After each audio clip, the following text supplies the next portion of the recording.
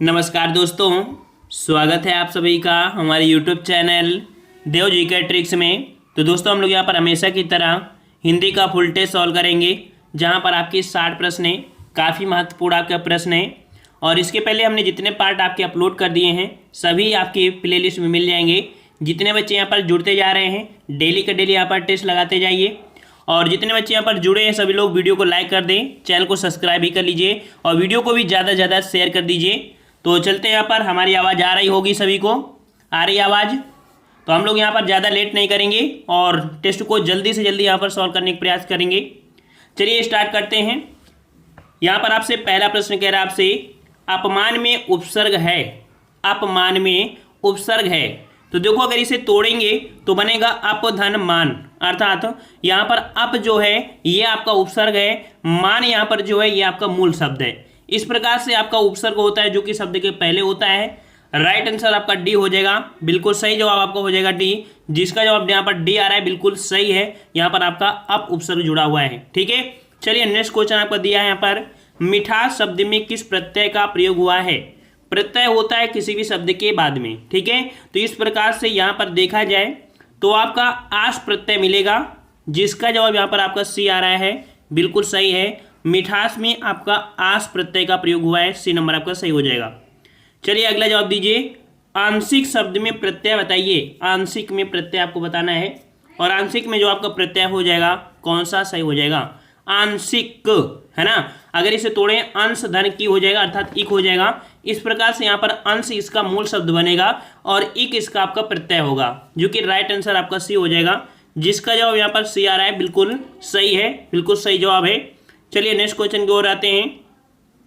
Question कर आपसे, मंदिर और मंदिरा, ठीक है, मंदिर और मंदिरा युग्म का उपयुक्त अर्थ वाला युग्म कौन सा होगा। अर्थात मंदिर का अर्थ क्या होता है और आपका मंदिरा का अर्थ क्या होता है।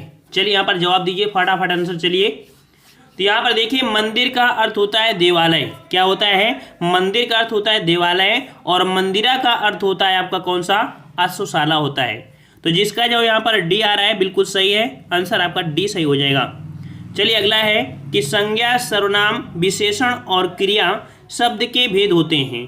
तो भाई ये किस प्रकार के भेद होते हैं, संज्ञा सर्वनाम क्रिया विशेषण ये जो होते हैं आपके किस प्रकार के शब्द होते हैं। हमने आपको बताया था कि ये शब्द होते हैं आपके विकारी शब्द, है ना। क्या प्रकार के, मतलब देखो व्याकरणिक दृष्टि देखा जाए तो दो प्रकार के, विकारी और अविकारी। तो ये जो शब्द दिए हैं वो आपके विकारी। इस प्रकार से राइट आंसर आपका बी सही हो जाएगा। जिसका जवाब यहाँ पर बी आ रहा है, बिल्कुल सही जवाब है। ठीक है, चलिए नेक्स्ट कर आपसे, अज्ञान का तद्भव रूप बताइए। अज्ञान का तद्भव रूप आपको बताना है। अज्ञान का तद्भव रूप आपका क्या हो जाएगा।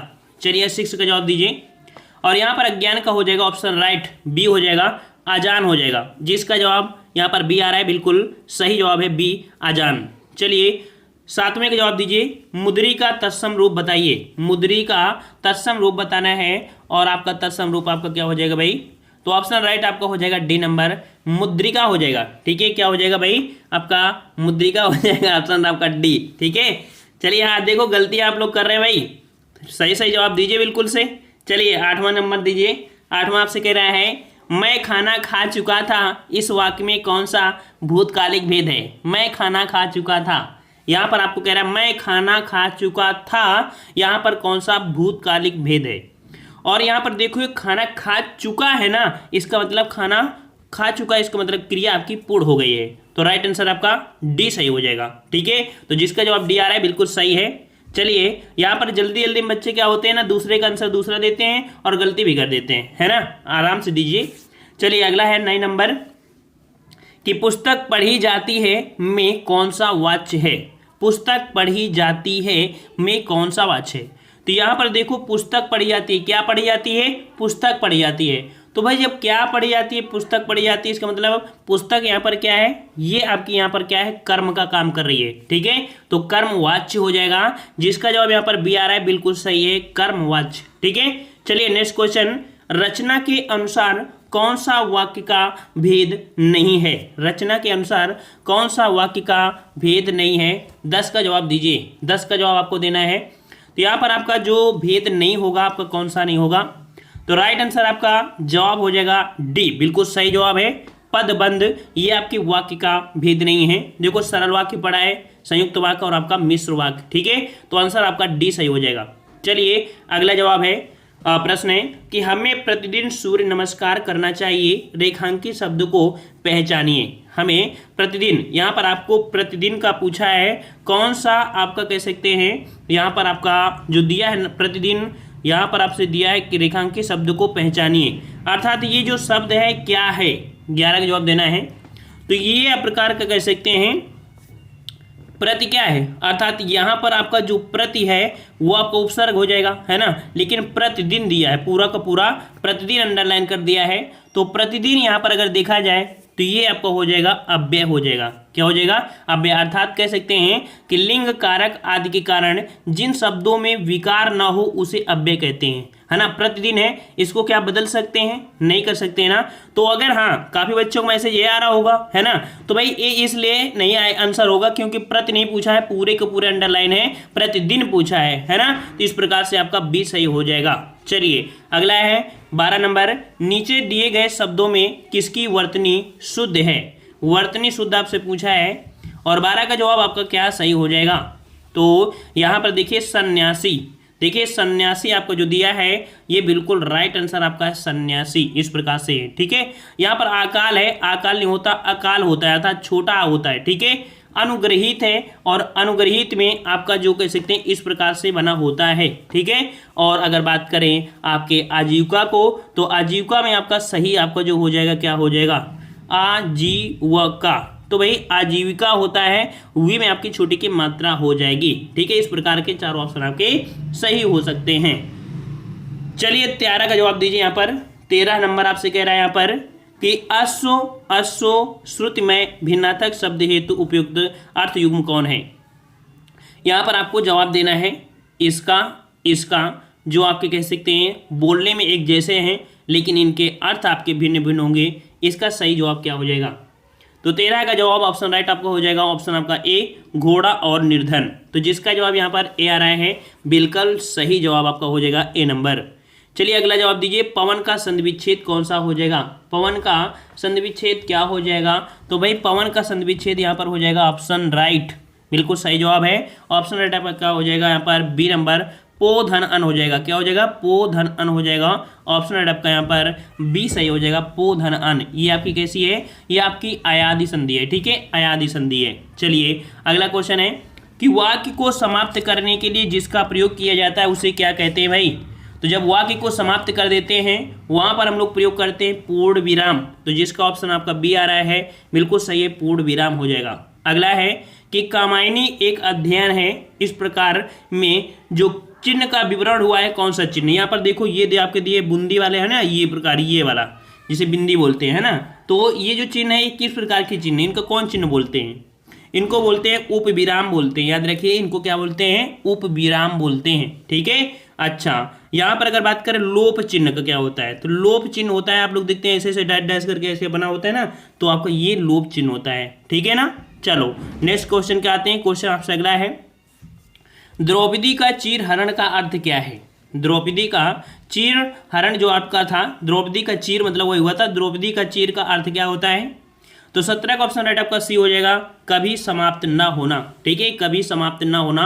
ऑप्शन राइट आपका सी हो जाएगा। अगला है कि कार्य के आरंभ में ही विघ्न पड़ना किस मुहावरे का अर्थ है। कार्य के आरंभ में ही विघ्न पड़ना मुहावरे का अर्थ बताना है। 18 का जवाब दीजिए यहाँ पर, फटाफट आंसर दीजिए भाई। तो 18 का ऑप्शन राइट आपका यहाँ पर सी हो जाएगा, सिर मुड़ाते ही ओले पड़ना, ठीक है, 18 का ऑप्शन आपका सी हो जाएगा। अगला है कि पश्चिमी हिंदी के अंतर्गत कौन सी बोली आती है।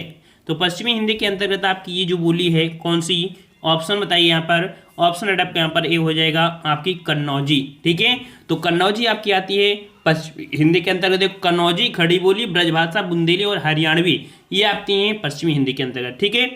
चलिए अगला जवाब दीजिए कि निम्नलिखित में से कौन सी बोली राजस्थानी हिंदी के अंतर्गत आती है। तो भाई राजस्थानी के अंतर्गत आपकी देखो मेवाती होती है, जयपुरी होती है, मालवी होती है और मारवाड़ी होती है। तो राइट आंसर आपका यहाँ पर हो जाएगा ऑप्शन राइट आपका हो जाएगा कौन सा, मेवाती हो जाएगा सी नंबर। तो जिसका जवाब यहाँ पर सी आ रहा है बिल्कुल सही है। चलिए अगला जवाब दीजिए यहाँ पर 21 नंबर। कि जब कोई बोली या भाषा व्याकरणिक ढांचे में ढलकर व्यवस्थित रूप ग्रहण कर लेती है उसे क्या कहते हैं। चलिए 21 का जवाब दीजिए यहाँ पर। तो ऐसी भाषा को हम लोग बोलते हैं, ऑप्शन राइट आपका बी हो जाएगा, इसे बोलते हैं परनिष्ठ भाषा। कई बार आपको देखने को मिला है, तो ये आपकी होती है परनिष्ठ भाषा होती है। ठीक है, बी नंबर आपका सही हो जाएगा। यहाँ पर आपको कह सकते हैं कि वाक्यों को आपको क्रम से मिलाना है, जिस प्रकार से हमेशा आपको मिलाने को मिलता है। यहाँ पर आपका जो पहला है आपका ये हमेशा फिक्स रहता है, जो 6 नंबर है ये भी आपका फिक्स है। अब परिवर्तन आपका किस प्रकार से कहाँ हुआ है ये आपको देखना है। ठीक है, तो अगर हम लोग यहाँ पर क्रम से देखा जाए तो देखो यहाँ पर जो आपका आर है अगर इसे 2 मान लेते हैं और यस को अगर देखा जाए इसे 3 मान लेते हैं। ठीक है, और अगर यहाँ पर देखा जाए आर एस, और अगर यहाँ पर पी को अगर हम लोग यहाँ पर कह सकते हैं 4 मान लें, और पी के बाद अगर आपका क्यू को आपको 5 मान लेना है, और इसके बाद 6 तो आपका है। अब 1 2 3 4 5 6 के क्रम से अगर देखा जाए तो आपका यहाँ पर जो बनेगा कि जितनी सीमा तक हमारा राष्ट्रीय व्यक्तित्व परिस्थितियों में दबा हुआ है उतना ही सीमा तक हमारा सौंदर्य बोध और स्वस्वादन भी कुठित है। ठीक है, इस प्रकार से होगा। डी नंबर आपका यहाँ पर सही हो जाएगा, आर एस पी क्यू हो जाएगा क्रम से। ठीक है, डी नंबर आपका हो जाएगा। चलिए अगला जवाब दीजिए कि जो व्यक्ति संतुष्ट जीवन व्यतीत करना चाहते हैं उन्हें किसी दूसरे के कार्य से क्या नहीं होती भाई, तो ऐसे व्यक्ति को कभी भी दूसरों व्यक्ति से ईर्ष्या नहीं होती है। ठीक है, जो व्यक्ति संतुष्ट जीवन व्यतीत करना चाहते हैं उन्हें किसी दूसरे व्यक्ति की से ईर्ष्या नहीं होती। ऑप्शन आपका ए सही हो जाएगा। ठीक है, अगला है मुझे किस प्रकार का सर्वनाम है, मुझे किस प्रकार का सर्वनाम है। 24 का ऑप्शन आपका बताइए क्या हो जाएगा। तो 24 का ऑप्शन राइट आपका हो जाएगा, ये आपका होता है उत्तम पुरुष। ठीक है, ऑप्शन आपका ए हो जाएगा, जिसका जवाब यहाँ पर ए आ रहा है बिल्कुल सही है, आपका उत्तम पुरुष हो जाएगा। ठीक है, उत्तम पुरुष हो जाएगा। चलिए अगला जवाब दीजिए, परिमाणवाचक क्रिया विशेषण अव्यय है। परिमाणवाचक क्रिया विशेषण अव्यय आपको बताना है। 25 का बताइए जवाब। परिमाणवाचक, तो भाई परिमाणवाचक नाप तौल वगैरह होता है ना, मात्रा के ऊपर डिपेंड होता है।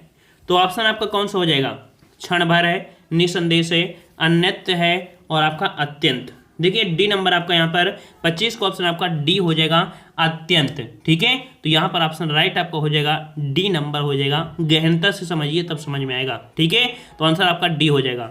चलिए अगला जवाब दीजिए यहाँ पर कि अब पढ़कर क्या होगा, इस वाक्य में कौन सी क्रिया है। अब पढ़कर क्या होगा वाक्य में कौन सी क्रिया है, जवाब दीजिए। 26 का ऑप्शन आपका क्या हो जाएगा, अब पढ़कर क्या होगा, इस वाक्य में कौन सी आपकी कह सकते हैं क्रिया है। तो प्रेरणार्थक तो आपकी हो नहीं सकती है ना, संयुक्त क्रिया हो नहीं सकती है, द्विकर्मक क्रिया आपकी पढ़कर क्या ये भी नहीं आपका हो सकता।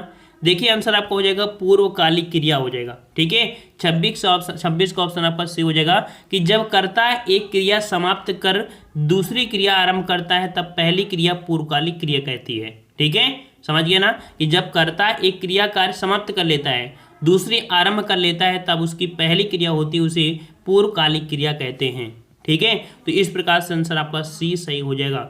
अब पढ़कर क्या होगा, इसका मतलब ये है कि पहले उसने पढ़ा है, अब ये बोल रहा है कि अब पढ़कर क्या होगा, है ना। काफ़ी लोग होते हैं एग्जाम के समय पेपर अच्छे से देते हैं, पेपर लीक होता है तो बोलते हैं क्या पढ़कर लिख क्या होगा, है ना। तो इसका मतलब क्रिया पहले पूरी हो गई है, अब क्रिया जो आपकी है वो आपकी कह सकते हैं शुरू हो रही है ना। इस प्रकार से सी हो जाएगा। ठीक है, चलिए अगला है कि वर्णों के समुदाय को क्या कहते हैं, वर्णों के समुदाय को क्या कहते हैं। 27 जवाब दीजिए। तो यहाँ पर 27 का ऑप्शन राइट आपका हो जाएगा, ए नंबर आपके वर्णमाला कहते हैं। ठीक है, वर्णमाला। चलिए अगला है 28, निम्न में से कौन सा घोष वर्ण है। 28 का जवाब हो जाएगा ऑप्शन राइट घोष। देखो घोष जो आपका हो जाएगा वो हो जाएगा ऑप्शन आपका सी, माँ हो जाएगा। ठीक है, क्या हो जाएगा, माँ हो जाएगा यहाँ पर आपका घोष। ठीक है, अगला है कि कर्कश का विलोम नीचे दिए गए विकल्पों में से चुनिए। कर्कश का विलोम क्या होता है, 29 के जवाब आपको देना है कर्कश का विलोम। तो भाई कर्कश का विलोम ऑप्शन राइट हो जाएगा मधुर, ऑप्शन आपका सी। ठीक है, सी नंबर आपका सही हो जाएगा मधुर। चलिए अगला है कि जुगुप्सा किस रस का स्थायी भाव है। जुगुप्सा किस रस का स्थायी भाव है, 30 का जवाब आपको सही देना है। तो सही जवाब क्या हो जाएगा, जुगुप्सा होता है आपकी विभत्स रस का, ऑप्शन राइट आपका सी सही हो जाएगा विभत्स रस। अगला है कि दामिन दमक रही घनमाही, खल के प्रति जथा थिर नाही। इस पंक्ति में कौन सा छंद है, कौन सा छंद है? तो यहाँ पर अगर मात्रा लगाया जाए तो समझ में आएगा। तो दामिन अर्थात यहाँ पर double single single single single single single double single single और आपका कह सकते हैं डबल डबल। 2 2 4 5 6 7 8 9 10 11 12 13 14 15 16। देखो इसको अगर 16 है तो भाई ये भी आपकी 16 ही निकलेगी। और 16 16 जो होती है उसे हम लोग चौपाई बोलते हैं। क्या बोलते हैं? चौपाई। तो राइट आंसर सी सही हो जाएगा, चौपाई। चलिए नेक्स्ट क्वेश्चन 32 नंबर, कि किस छंद का प्रथम व अंतिम शब्द एक सा होता है? चलिए, किस छंद का प्रथम व अंतिम शब्द एक सा होता है? ये आपका कौन सा होता है? बिल्कुल सही जवाब है ऑप्शन आपका ए हो जाएगा, कुंडलियां होती हैं। क्या होती हैं भैया? कुंडलियां होती हैं। चलिए अगला जवाब दीजिए यहाँ पर, कर आपसे अधर धरत हरि के परत ओंठ दीध पट ज्योति, हरि बांस की बांसुरी इंद्रधनुष रंग होती। यहाँ पर पूछा है कौन सा अलंकार है, 33 का जवाब पूछा है। तो यहाँ पर अधर धरत अर्थात यहाँ पर जो अलंकार है वो आपका थोड़ा सा हटके है, देख सकते हैं सभी बिल्कुल अलग दिख रहे हैं। अलंकार की सीमा आपकी एक लिमिट नहीं है, 100 से ज़्यादा अलंकार हैं, ठीक है। इसका जो जवाब हो जाएगा आपका ए हो जाएगा, आपका तदगुण आपका अलंकार है, यहाँ पर समझ लीजिएगा।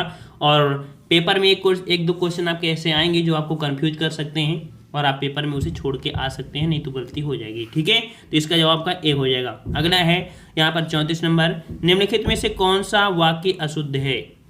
कौन सा वाक्य अशुद्ध है? पढ़ लीजिए चार ऑप्शन। चलिए, तो 34 का ऑप्शन राइट आपका यहाँ पर जो हो जाएगा, सज्जन लोग भला ही सोचते हैं, ठीक है। ये वाक्य कह सकते हैं, यहाँ पर देख सकते हैं जो 34 का बी है, सज्जन लोग, यहाँ पर अशुद्ध पूछा था भाई, है ना। सज्जन लोग भला ही सोचते हैं।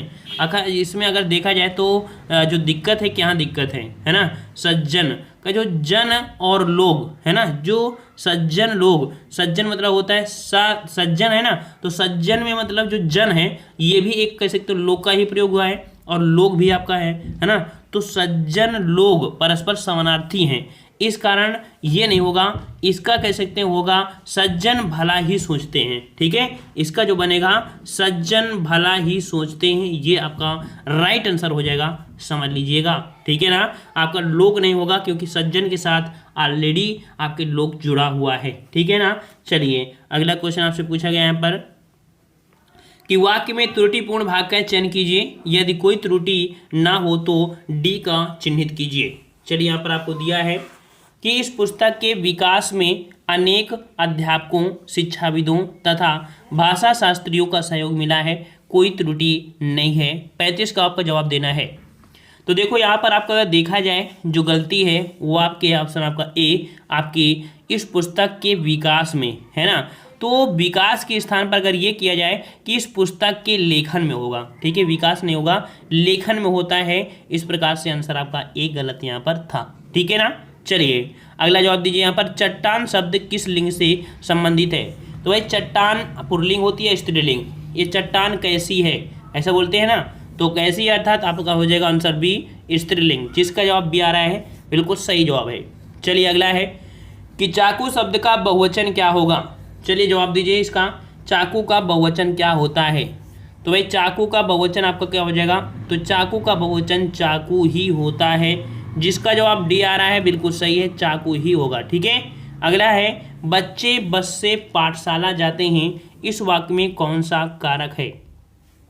तो बच्चे बस से पाठशाला जाते हैं, है ना, तो इसका मतलब है कि आपका यहाँ पर हो जाएगा बच्चे बस से पाठशाला जाते हैं।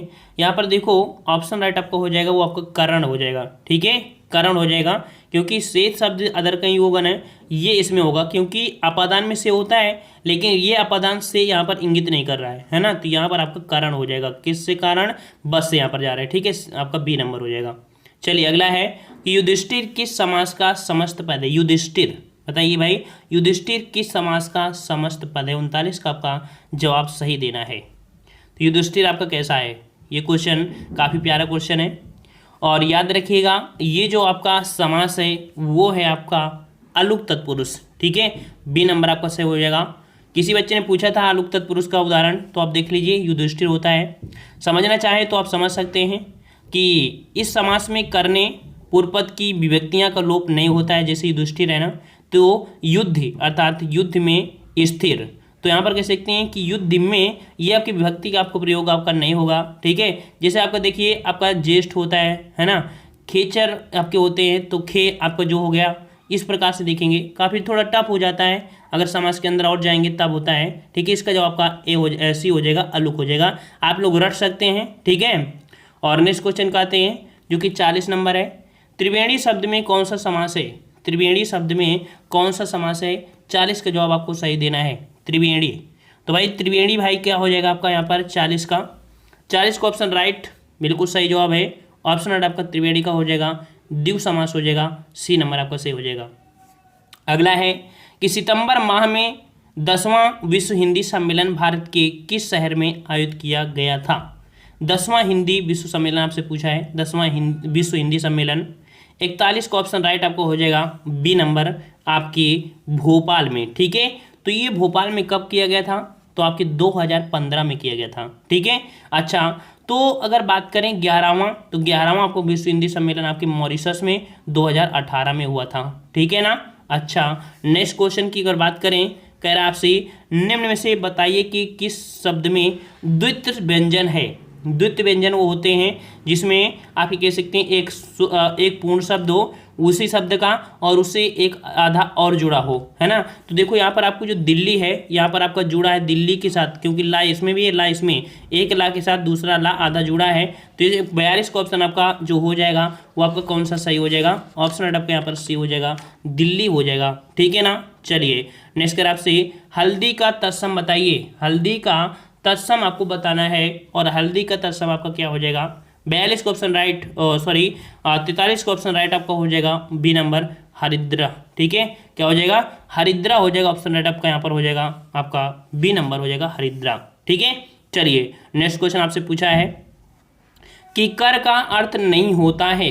कर का अर्थ नहीं होता है, तो देख लीजिए ये क्वेश्चन आपका 2-3 बार मिला है देखने को आपको। कर का अर्थ नहीं होता है, ए नंबर सूर्य नहीं होता है, तो जिसका जवाब यहाँ पर ए आ रहा है बिल्कुल सही है। कर का अर्थ आपका हाथ भी होता है, किरण भी होता है, टैक्स भी होता है। ठीक है, अच्छा चलिए 45 का जवाब दीजिए। 45 नंबर आपसे कह रहा है आकाश पाताल के बीच लगने वाला जो आपका योजक होता है, यह आपका योजक कौन सा है? आकाश पाताल के बीच लगने वाला आपका जो चिन्ह दिया है, ये कौन सा चिन्ह आपका है? चलिए, तो 45 का ऑप्शन राइट जो आपका सही हो जाएगा वो आपका कौन सा सही हो जाएगा? चलिए बिल्कुल सही जवाब है 45 का ऑप्शन राइट आपका हो जाएगा सी नंबर, ये आपका है योजक चिन्ह। ठीक है, सी नंबर योजक चिन्ह। यहाँ पर 46 से 48 जो प्रश्न है चूँकि गद्यांश है, और इस गद्यांश के जो 46 तक हैं इनको हम छोड़ते हैं और आगे चलते हैं। चलिए इसका जवाब दीजिए 47 नंबर। 46 से 47 शायद आपसे पूछा गया है। हाँ, यहाँ पर 48 तक आपकी गद्यांश की हैं। ठीक है, गद्यांश के हैं, तो गद्यांश को हम लोग छोड़ देते हैं, गद्यांश के बाद ही पढ़ेंगे, क्योंकि गद्यांश को हम लास्ट में पढ़ेंगे एग्जाम के समय। कह से पर्वत का पर्याय है। पर्वत का पर्याय क्या है भाई? पर्वत का पर्याय क्या होता है? पर्यायवाची मतलब। तो यहाँ पर 49 का ऑप्शन राइट आपका जो हो जाएगा वो आपका हो जाएगा सी, आपका सैल हो जाएगा। क्या हो जाएगा भाई? सैल हो जाएगा। 49 का ऑप्शन राइट आपका सी हो जाएगा। ठीक है, चलिए अगला है कि पर्यायवाची की दृष्टि से एक वर्ग शुद्ध है। यहाँ पर आपके जो पर्यायवाची हैं इनमें से देखा जाए तो सभी आपके शुद्ध हैं, ऐसा आपका कौन सा पर्यायवाची है? 50 में। ये भी प्रश्न आपने पढ़ा है, जो कि ऑप्शन राइट आपका बी हो जाएगा, घर, निकेतन, आयतन, निलय, ये सभी जो आपके हैं ये पर्यायवाची आपके सही बिल्कुल हैं। ठीक है, आपके एक ही वर्ग में आते हैं, बी नंबर आपका सही हो जाएगा। अगला है रुकावट किस प्रकार की संज्ञा है? रुकावट किस प्रकार की संज्ञा है? यहाँ पर आपको जवाब देना है रुकावट। तो भाई यहाँ पर ऑप्शन आपका हो जाएगा सी नंबर, ये आपका भाववाचक है। किसी है भैया? भाववाचक संज्ञा है। ऑप्शन आपका सी हो जाएगा भाववाचक। ठीक है, चलिए अगला है झगड़े लगाने वाला मनुष्य एक शब्द में कहा जाता है, अर्थात जो झगड़ा लगाता है उसको हम लोग क्या बोलते हैं? 52 का जवाब दीजिए यहाँ पर। तो बिल्कुल सही जवाब है, जो झगड़ा लगाते हैं उन्हें हम कहते हैं नारद। क्या बोलते हैं भाई? उन्हें नारद बोलते हैं। ऑप्शन आपका डी सही हो जाएगा, जिसका जवाब डी आया है बिल्कुल सही है। अगला जवाब देना है आपको गोदान किसका उपन्यास है? गोदान किसका उपन्यास है? 53 का जवाब क्या हो जाएगा? तो गोदान मुंशी प्रेमचंद का उपन्यास है। ठीक है, ऑप्शन राइट आपका हो जाएगा यहाँ पर, जो कि बी नंबर आपका सही हो जाएगा। अगला है कि वह आता तो टूक कलेजे के, करता पछताता पथ पर आता। पंक्ति में पूछा है कि कौन सा काव्य गुण है। देखिए नया प्रश्न आपको दिखाने को मिला होगा।